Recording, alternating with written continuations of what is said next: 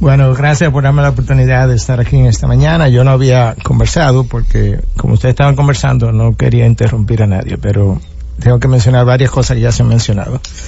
En primer lugar, no creo que la palabra religioso y cristiano signifiquen la misma cosa. Correcto.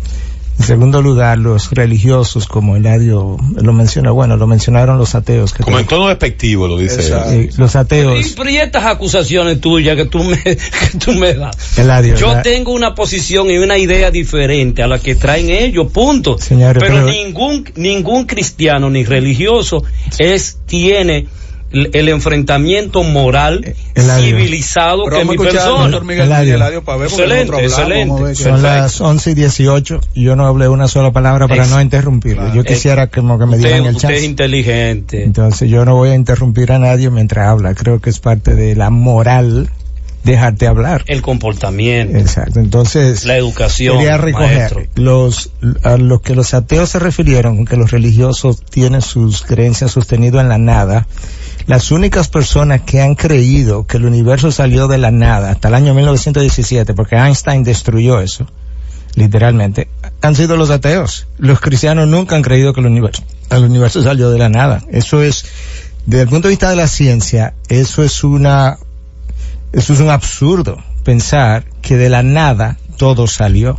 La ciencia, la primera ley de la termodinámica, a la cual yo tengo que referirme siempre, porque es la madre de todas las leyes, niega la posibilidad de que eso pueda existir. Y Albert Einstein destruyó eso en 1917, confirmado luego en 1927, cuando se descubrió el efecto rojo, el shift effect, de las galaxias que se vieron que se estaban expandiendo, y finalmente concluyeron que el universo tuvo un comienzo, y si tuvo un comienzo tuvo una causa. Ahora la pregunta es, ¿cuál es su causa? No, eso no es la ciencia, Eladio. No estoy hablando aquí de conceptos en el aire. La ciencia establecida por la teoría de la relatividad estableció que el universo tiene un comienzo, aunque todo lo que tiene un comienzo por la ley de la causalidad tiene una causa. De manera que eso es pura ciencia, eso no es nada de cristianismo. Algo que el cristianismo ha sostenido todo el tiempo, que el universo tuvo una causa. Ahora nosotros tendríamos que hablar de cuál es esa causa. Un creador, tú quieres decir. Una causa, un creador. Un creador. Sí, pero Eladio, tú no puedes. Pero yo tengo que comenzar. Tienes que entender diciendo sí, pero es el juego del lenguaje de ellos. Engaña. Bueno, pero es que es su discurso. Tu problema es basarte en ese discurso, porque hasta ahora él no ha dicho nada religioso, y es el punto que él te le está diciendo desde las 11:18. No, ni yo tampoco. Y ya son las 11:23. Claro, yo tampoco. Y lo estamos saboteando. Pues me callo. Entonces la conciencia moral. Yo te prometo que cuando tú hables no te voy a interrumpir. Muchas gracias, Núñez. Ni a ti ni a los demás. Paul Johnson, uno de los historiadores contemporáneos más reconocidos, dice que cuando Albert Einstein estableció su teoría de la relatividad, la sociedad se confundió y pensó que lo relativo iba más allá y que caía en el plano de los valores y de la moralidad.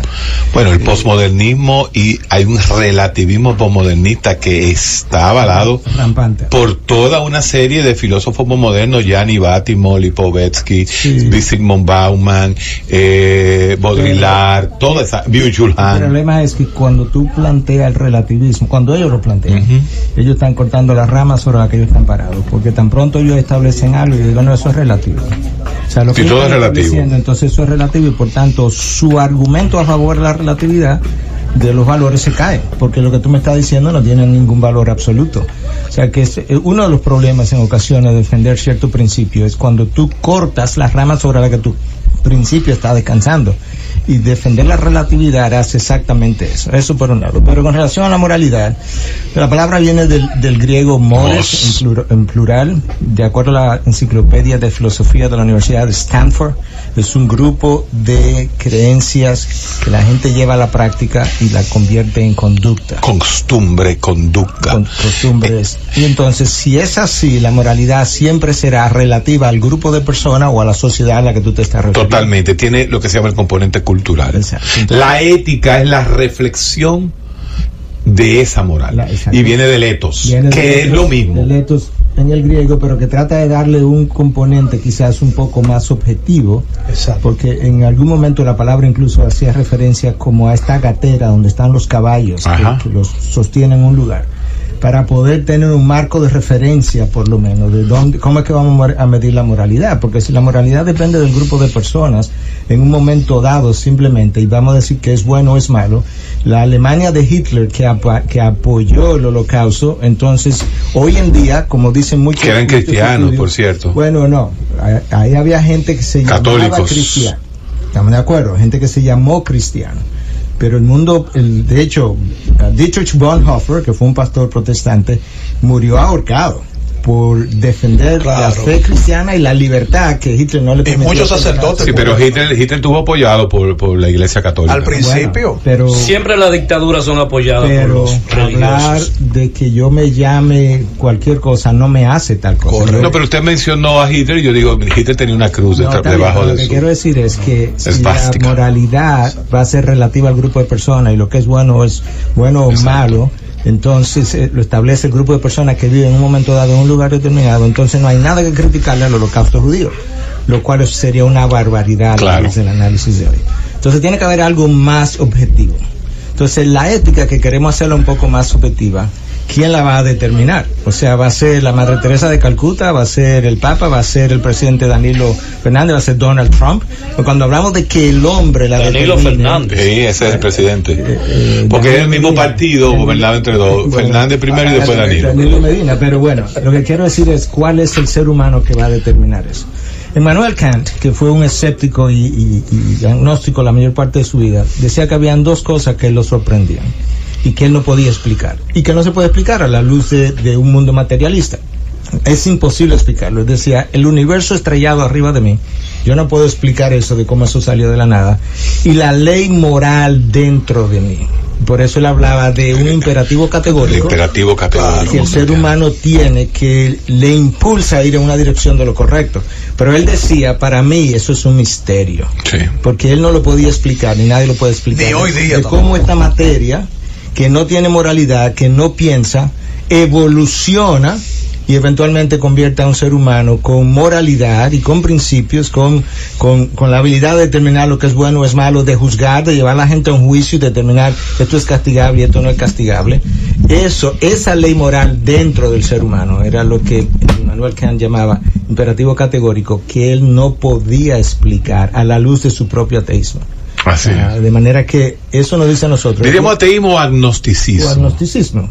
Pasó a ser Kant, agnóstico luego. Kant era agnóstico. Bueno, la realidad es que las personas inteligentes han comenzado a llamarse agnósticos y no ateos, por un principio de ciencia también. Cuando yo hablo de que no hay Dios en todo el universo, yo estoy afirmando que yo tengo omnisciencia para saber que en ningún lugar del universo existe un ser que pudiéramos llamar como Dios.